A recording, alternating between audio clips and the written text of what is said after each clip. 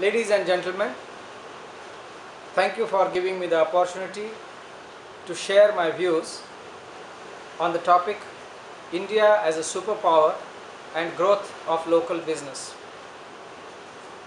Let me state that India is not a superpower in the conventional sense of the term, and I do not know whether we are on the way to become one or not. I read a very interesting comment on a blog by a common blogger, in other words, not by any strategist or thinker. He said that the superpowers often behave like two heavily armed blind men feeling their way around a room, each believing himself in mortal peril from the other, whom he assumes to have a perfect vision. I do not believe that any one country in our globe has that perfect vision. Today we are a very interdependent world, and such generalizations are meaningless. Alice Lyman Miller, who is a professor of National Security Affairs at the Naval Postgraduate School, defines a superpower as a country that has the capacity to project dominating power and influence anywhere in the world, and sometimes in more than one region of the globe at a time, and so may plausibly attain the status of global hegemony. If this definition has to be literally applied, then India is a superpower. We are the world's largest democracy. We are nuclear capable. We have influence in many countries. We are third global economic power on the basis of GDP based on PPP. Over 25 million Indians live overseas, and there are at least 10 countries in the world where Indians constitute more than 20% of those countries' population. In the firepower, that's the armed forces, we are fourth after the USA, Russia and China. All these features already make us a significant global power. But let us address a more relevant question. At ground level, at people's level, what makes a global superpower? Many believe that the notion of superpower was over after the World War. Some feel that our multipolar world now consists of a number of regional powers rather than one or two superpowers. Since there is no unanimity on this, it may be useful to see what really makes a country a powerful entity. The power games in the world are not necessarily the best indicators of the real power or the lack of it. In today's world politics, the membership of the Security Council is important, and we are still not a member. In years to come, China may overtake USA in the GDP and may become number one.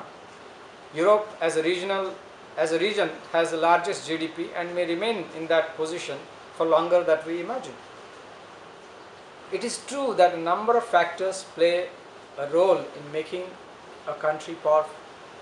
The size of the country, the GDP, the natural resources of the country, the technical capabilities, the size along with the defense budget of army, education, skills, political system, strength of civil society, and finally the will to exercise power on a regional or international scale.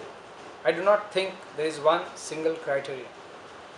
We can take a holistic view and define on the very simple premise: are we strong enough internally and externally to take care of all our problems without too much of dependence on the outside world?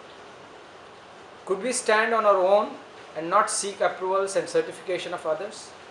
Are we at least on the way to become a confident nation that can articulate our convictions to the world? To answer that question, we need much more than a military power or economic massacre. Here arise a number of questions. Is our polity strong enough to sustain international pressure? What efforts are required domestically to strengthen our will to protect our interests abroad vigorously? Could there be an independent projection of our power without any relation to the domestic situation?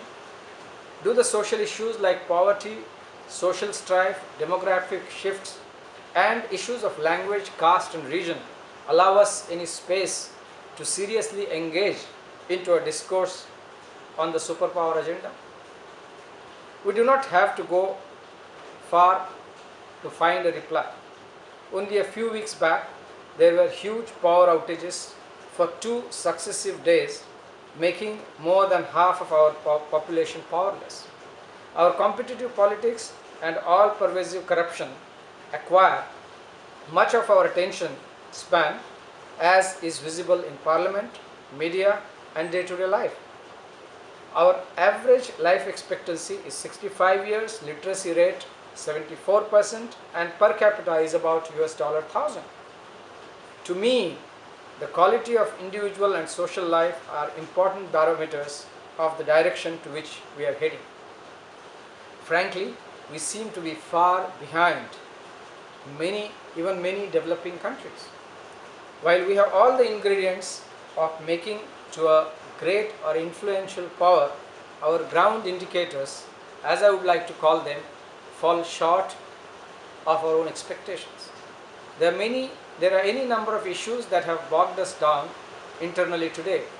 Lack of adequate food security, alarming health facilities, socio-economic inequities, inadequate infrastructure even to sustain our economic growth, imbalance in our education sector, and rural-urban divide are holding us back from utilizing our full potential.